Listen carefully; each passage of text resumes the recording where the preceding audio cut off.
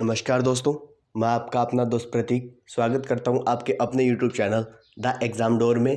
दोस्तों, अगर आप इस चैनल पर नए हैं तो सबसे पहले चैनल को सब्सक्राइब करें और बेल आइकन को प्रेस करें ताकि आने वाली वीडियोज़ की अपडेट आप तक सबसे पहले पहुंच जाएं। दोस्तों, आज की इस वीडियो में हम जनरल फिज़िक्स का पार्ट 3 लेकर आए हैं, जिसमें बहुत ही इम्पोर्टेंट क्वेश्चंस शामिल है। पहली 2 वीडियोज़ में 15 और 20 क्वेश्चन थे। इस बार नंबर ऑफ़ क्वेश्चंस को इंक्रीज़ करके टॉप इम्पोर्टेंट 25 क्वेश्चन की वीडियो हमने बनाई है। तो आइए बिना किसी देरी के हम वीडियो को शुरू करते हैं।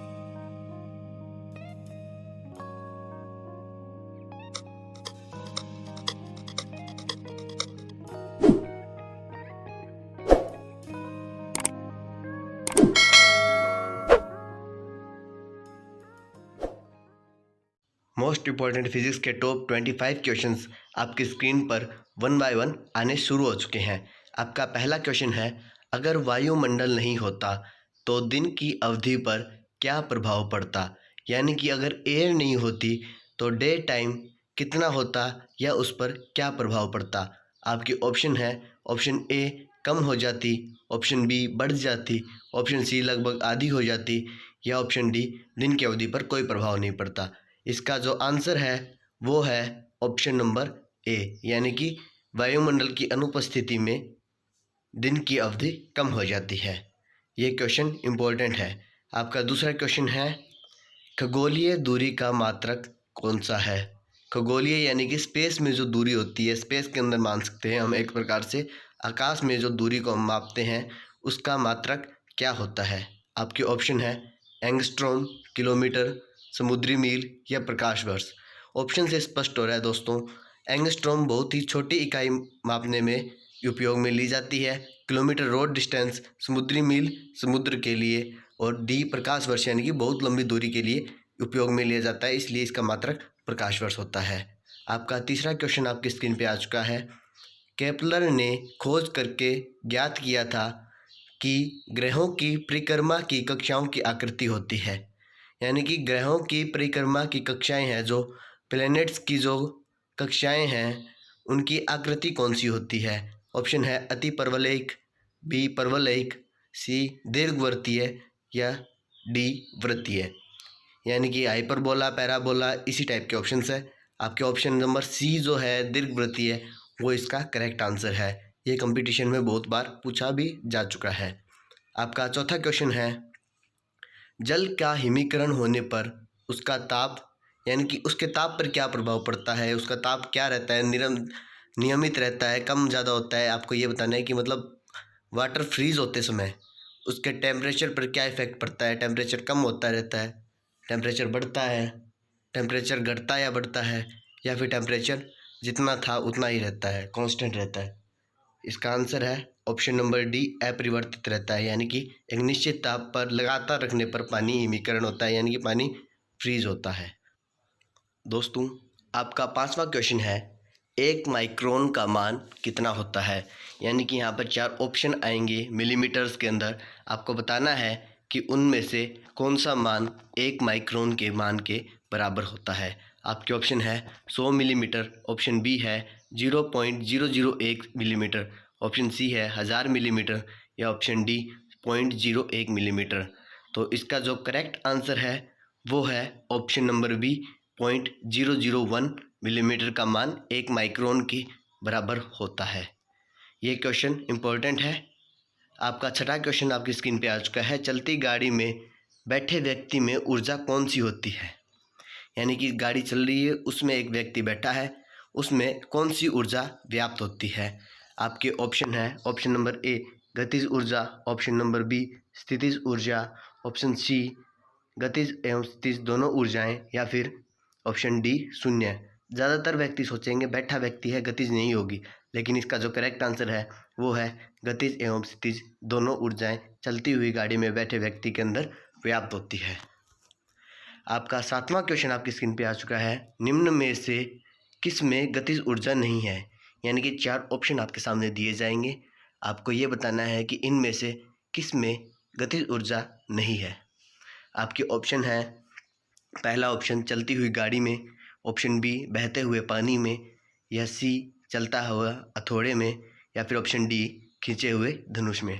तो इसका जो करेक्ट आंसर है वो है ऑप्शन नंबर डी, खींचे हुए धनुष में, क्योंकि धनुष खींचने के बाद एक जगह पे रुका हुआ रहता है, उसमें गतिज ऊर्जा शून्य हो जाती है। आपका 8वां क्वेश्चन है, शुष्क सेल में जो ऊर्जा संग्रहित होती है वो है, यानी कि शुष्क सेल में कौन सी ऊर्जा संग्रहित होती है, ड्राई सेल में कौन सी एनर्जी स्टोर होती है। आपके ऑप्शन है यांत्रिक यानी कि मैकेनिकल एनर्जी, बी विद्युत यानी कि इलेक्ट्रिकल एनर्जी, सी ऊष्मीय यानी कि हीट एनर्जी, या ऑप्शन डी केमिकल या फिर रासायनिक ऊर्जा या रासायनिक एनर्जी। आपका आंसर है दोस्तों ऑप्शन नंबर डी, रासायनिक एनर्जी या फिर केमिकल एनर्जी शुष्क सेल में व्याप्त होती है या ड्राई सेल में स्टोर्ड होती है। आपका 9वां क्वेश्चन है, 1 किलोग्राम राशि का वजन है। आपके सामने 4 अलग अलग ऑप्शन आएंगे दोस्तों, आपको बताना है कि 1 किलोग्राम का मान उन राशि में किसके बराबर हो सकता है या किसके बराबर हो जाता है। आपके ऑप्शन है 98 न्यूटन के बराबर 1 किलोग्राम होता है, 9.8 न्यूटन के बराबर इसका मान होता है, या 10 न्यूटन के बराबर 1 किलोग्राम राशि का मान होता है, या 1 न्यूटन के बराबर इसका मान होता है। इसका आंसर है 9.8 न्यूटन के बराबर 1 किलोग्राम राशि का मान होता है। इम्पोर्टेंट क्वेश्चन है, पूछा भी जा चुका है। आपका 10वां प्रश्न है, रॉकेट किस सिद्धांत पर कार्य करता है, यानी कि जो रॉकेट है उसकी थ्योरी बतानी है, वो किस थ्योरी के ऊपर बेस्ड है, किस थ्योरी के ऊपर वो कार्य करता है। आपके सामने 4 ऑप्शन आ चुके हैं। पहला ऑप्शन है संवेग संरक्षण यानी कि मोमेंटम कंजर्वेशन, ऑप्शन बी है अवगाद्रो परिकल्पना यानी कि अवगाद्रो हाइपोथेसिस, ऑप्शन सी है बर्नौली थ्योरम या बर्नौली प्रमेय, ऑप्शन डी है ऊर्जा संरक्षण। आपका आंसर है ए, संवेग संरक्षण यानी कि मोमेंटम कंजर्वेशन पर रॉकेट कार्य करता है। आपका 11वां क्वेश्चन आपकी स्क्रीन पे आ चुका है दोस्तों, साधारण मशीन की दक्षता सामान्यतः किस में दर्शाई जाती है, यानी कि जो नॉर्मली जो मशीन होती है उसकी एफिशिएंसी है वो किस में शो की जाती है।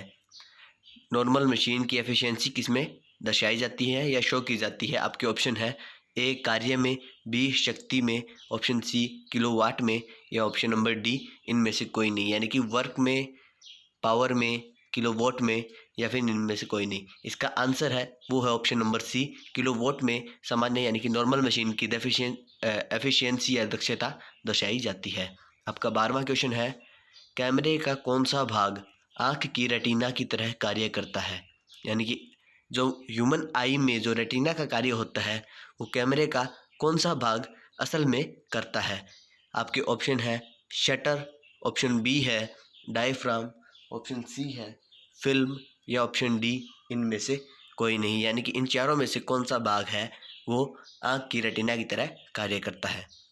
आपका आंसर है वो है ऑप्शन नंबर सी, फिल्म। कैमरे में जो फिल्म है वो आँख की रेटिना की तरह कार्य करती है। ये इंपॉर्टेंट क्वेश्चन है। आपका 13वां क्वेश्चन आपकी स्क्रीन पे आ चुका है, बहुत छोटे समय को मापने के लिए किस घड़ी का उपयोग किया जाता है, यानी कि टाइम की एक छोटी सी यूनिट को मापने के लिए किस टाइप की घड़ी का उपयोग किया जाता है। आपके ऑप्शन है ऑप्शन नंबर ए क्रिस्टल घड़ी, ऑप्शन बी है क्वार्ट्ज घड़ी, ऑप्शन सी है कमानी घड़ी, या ऑप्शन नंबर डी है आणविक घड़ी। इन चारों में से कौन सी घड़ी है जो बहुत छोटे समय को मापने के लिए उपयोग में ली जाती है। आपके आंसर है वो है डी, मॉलिक्यूलर यानी कि आणविक घड़ी का उपयोग बहुत छोटे समय को मापने में किया जाता है। आपका 14वां क्वेश्चन है, घर में बिजली का बिल किस आधार पर आता है। यहाँ पर 4 ऑप्शन मिलेंगे आपको, उनमें से बताना है कि किस आधार पर घर में जो बिजली का बिल है वो आता है।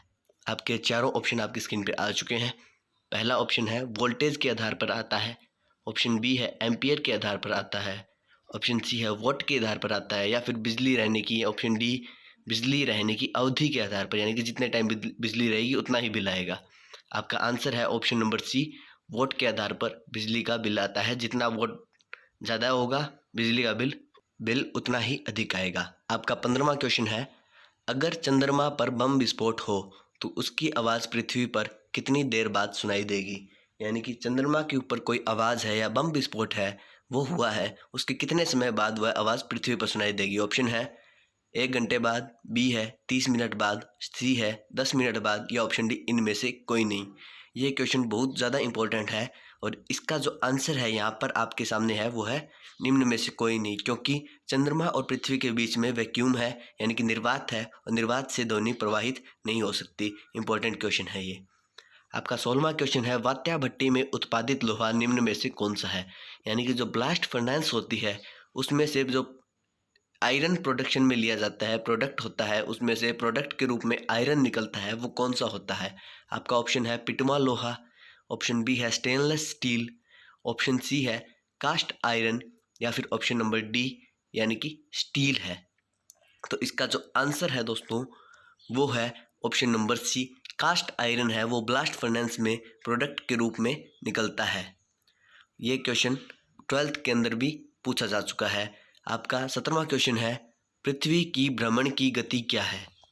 यानी कि पृथ्वी जो है, जो अर्थ है, वो रोटेशन लगाती है, उस रोटेशन की उसकी जो गति यानी कि स्पीड है वो हमें बतानी है। आपके ऑप्शन है ए 28 किलोमीटर प्रति मिनट, ऑप्शन बी है 25 किलोमीटर प्रति मिनट, ऑप्शन सी है 31 किलोमीटर प्रति मिनट या ऑप्शन डी है 39.5 यानी 39.5 किलोमीटर प्रति मिनट। इसका आंसर है वो है 28 किलोमीटर प्रति मिनट की रफ्तार से पृथ्वी भ्रमण करती है यानी कि रोटेशन है।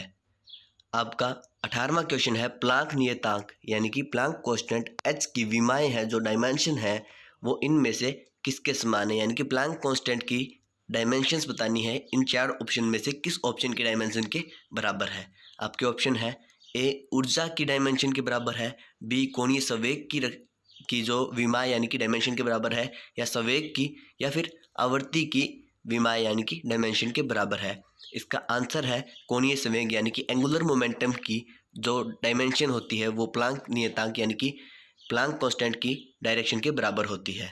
आपका 19वां क्वेश्चन है लॉ ऑफ फ्लोटिंग का सिद्धांत जो है उसकी खोज किसने की थी। यानी कि फ्लोटिंग यानी कि तैरना, लॉ ऑफ फ्लोटिंग यानी कि तैरने के सिद्धांत के संबंधित इसमें आपको बताना है। आपके ऑप्शन है ए आर्किमिडीज ने इसकी खोज की थी, ऑप्शन बी है राइट ब्रदर्स ने इसकी खोज की थी, या ऑप्शन सी है गैलीलियो ने इसकी खोज की थी, या ऑप्शन डी न्यूटन ने इसकी खोज की थी। ज़्यादातर बच्चे न्यूटन पे टिक करेंगे लेकिन ऐसा नहीं है, इसकी खोज की थी आर्किमिडीज ने। आर्किमिडीज लॉ ऑफ फ्लोटिंग सिद्धांत की खोज की थी, उसको खोजा था। आपका 20वां क्वेश्चन है लैंप की बत्ती पर तेल क्यों चढ़ता है। यानी कि जो दिया बत्ती होती है उसके अंदर बत्ती रखने पर उसमें तेल डालते हैं तो बत्ती पूरी तेल के कारण गीली हो जाती है, यानी कि तेल उस पर ऊपर तक चढ़ जाता है। आपको बताना है क्यों।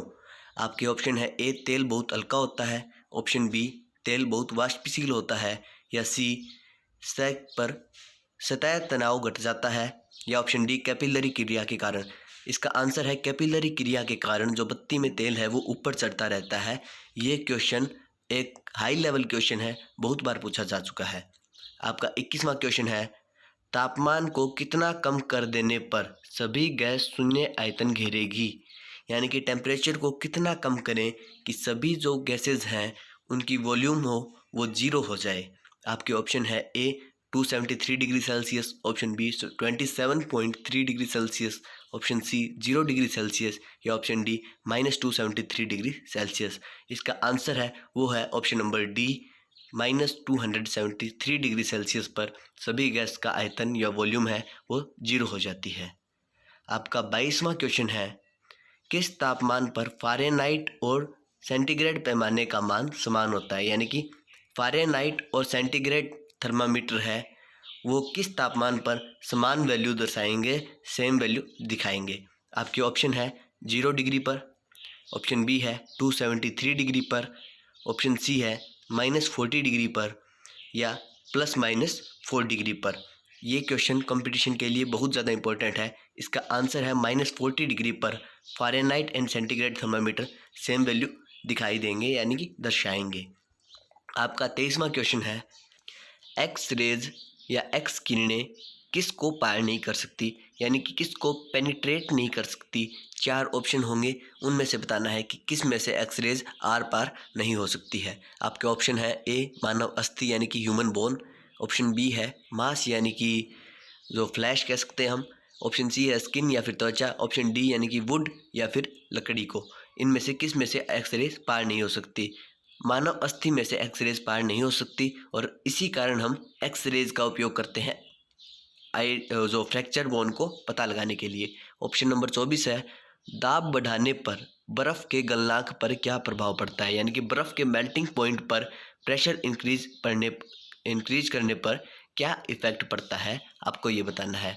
आपका ऑप्शन है ए, जो गलनांक है वो घट जाता है, ऑप्शन बी गलनांक बढ़ जाता है, ऑप्शन सी गलनांक अपरिवर्तित रहता है, या ऑप्शन डी पहले घटता है उसके बाद बढ़ जाता है। इसका आंसर है वो है दाब बढ़ाने पर बर्फ़ का गलनांक हमेशा कम होता है, कभी भी बढ़ता नहीं है, ना ही कांस्टेंट रहता है।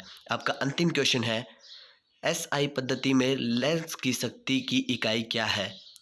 एसआई जो यूनिट सिस्टम है उसमें लेंस की पावर की यूनिट बतानी है। आपके ऑप्शन है ए मीटर, बी वोट, सी ऑप्टर या डी डायोप्टर। बहुत ही इम्पोर्टेंट क्वेश्चन है, हर बार कंपटीशन में पूछा भी जा चुका है। ऑप्शन फिर से सुन लीजिए, मीटर, वोट, ऑप्टर या डायोप्टर। इसका आंसर है डायोप्टर।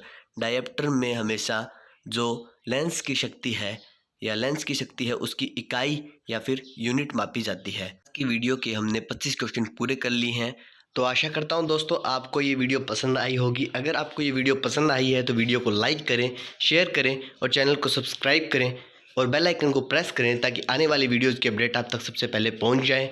दोस्तों, अगर आपके पास कोई सवाल है या आप किसी टॉपिक पर वीडियो चाहते हैं तो आप कमेंट बॉक्स में हमें कमेंट करके नीचे बता सकते हैं। हम जल्द से जल्द आपके सवालों का जवाब देंगे और आपके चाहते टॉपिक पर हम आपको वीडियो देंगे। अगर आपने हमारी पहली 2 वीडियोज़ नहीं देखी हैं और आप उनको देखना चाहते हैं तो उनका लिंक आपको डिस्क्रिप्शन में मिल जाएगा। साथ ही साथ आपको अदर इम्पोर्टेंट वीडियोज़ की लिंक भी एंड स्क्रीन में आई बटन पे और डिस्क्रिप्शन में मिल जाएगी। तो फ्रेंड्स, जनरल फिजिक्स का चौथा पार्ट भी हम जल्द ही रिलीज़ करेंगे। तब तक के लिए टेक केयर, बाय बाय।